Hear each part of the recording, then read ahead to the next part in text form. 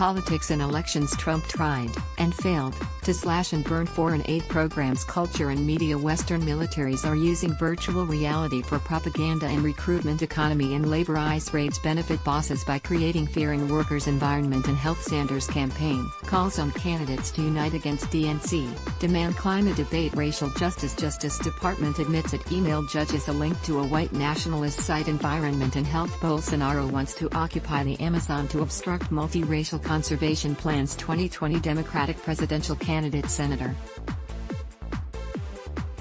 Bernie Sanders wants the DNC to have a climate debate, and he thinks it's important to have that kind of conversation.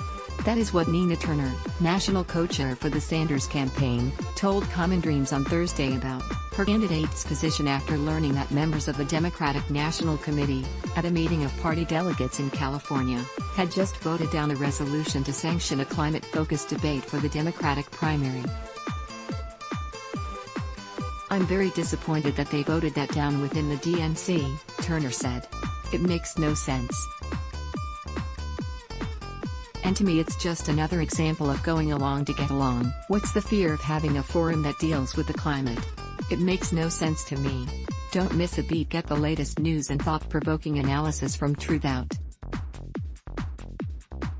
While climate campaigners, including Sunrise Movement, 350.org, Friends of the Earth, and many others that have been demanding for months that the DNC reverse its opposition to a debate specifically aimed at addressing the climate emergency, expressed outrage over the vote, Turner suggested the best course of action for the campaigns at this point would be to join forces against the DNC. "To me," she added, "all the presidential candidates should unite in that, because if all the Democratic presidential candidates say to the DNC, 'Let's have a debate or a forum about climate change,' what are they gonna do, kick out every single one of them? Such an approach," said Turner, "is the one thing that all the candidates could unite on and show some real leadership to say, 'Let's have it. Let's have the conversation. Let's have the debate.'" Turner wasn't the only high-profile Democrat voicing disappointment. "The DNC decision to sabotage a #climate debate is extremely disappointing," tweeted former Vice President Al Gore following the vote. "Voters all over the U.S. are demanding we focus on the biggest threat to our nation and humanity's future and prioritize solving the climate crisis instead of continuing business as usual." In June of this year, Sen. Elizabeth Warren, another top 2020 Democratic contender, and Washington Governor Jay Inslee, who ended his 2020 Climate Forward campaign Wednesday night, both came out strongly in favor of the demand for the climate debate idea. While many in the large primary field have embraced or endorsed the climate debate demand over recent months, it remains unclear how many current candidates would embrace the confrontational approach with the DNC leadership that Turner is proposing. A tale of two Democratic parties. 1. The establishment, inside conference rooms, debating away on the semantics. The second, in the halls and the streets demanding robust #climate action. Which side are you on, indeed? #climate debate. pic.twitter.com KL4M jar WQL, David Turnbull, @David_Turnbull, August 22, 2019. On Thursday, Warren tweeted out her high hopes for participating in a climate forum being hosted next month by CNN, but this is not the kind of sanctioned debate that campaigners are demanding from the DNC. "Climate change is an existential crisis we all face, and it's going to take big, structural change to solve it.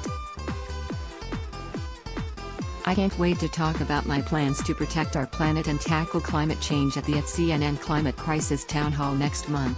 https://t.co/qlv87btssm, Elizabeth Warren, Addie Warren, August 22, 2019. Meanwhile, as Turner called on the DNC to reverse its position, many online were expressing serious concern over the stance taken by DNC members. Among D. Sanders, a senior advisor to Joe Biden and his campaign, who argued during Thursday's meeting that having a climate-focused debate would put the party in dangerous territory, as she warned that it would open the door to every faction of the party wanting their own issue-specific debate. Biden advisor at Simon & Sanders argues strongly against #climate debate, says it would fundamentally change the game of what the campaigns had been told and be dangerous territory in the middle of a Democratic primary process. Casey Tolan, at Casey Tolan, August 22, 2019. The objections Ms.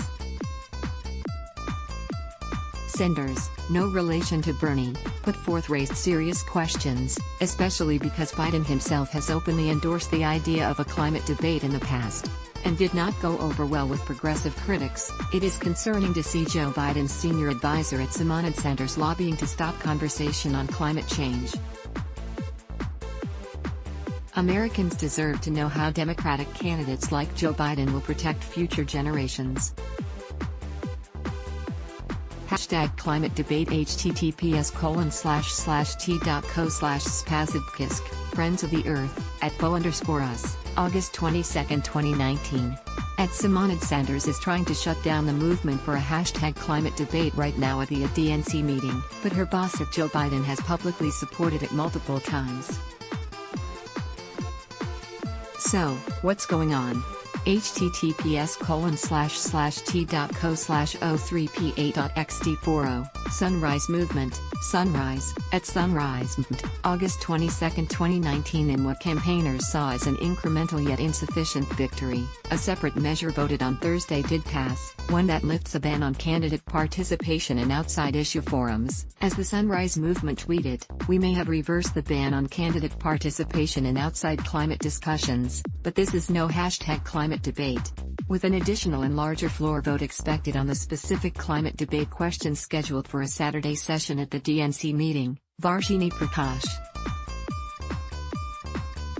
co-founder and executive director of the Sunrise Movement, said there's still hope the party will reverse course and that her group plans to keep up the pressure. The hard work of thousands of advocates led the DNC to reverse the ludicrous ban on multi-candidate issue discussions. But we still need to put pressure on members to support a full #climate debate at the vote this Saturday.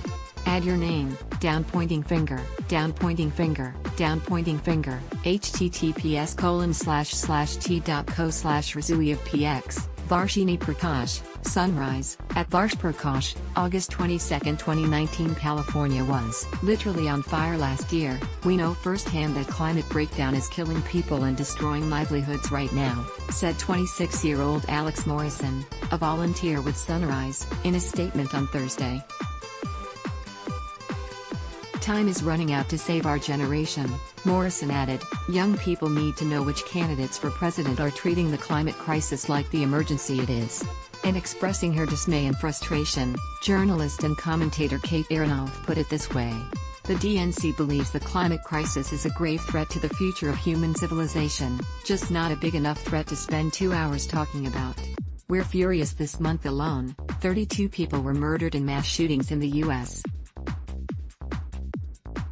And white nationalists are becoming increasingly emboldened by Trump's rhetoric. Effective gun control seems like a distant dream, and we have every reason to believe things will keep getting worse unless there's transformative change in this country. Please join us in our fury and help us amplify the voices of the authors and activists fighting for our future. We urgently need to do more to fight against the far right and its violence, while we still can. Donate now." This piece was reprinted by Truthout with permission or license. It may not be reproduced in any form without permission or license from the source. Let's block ads. Why?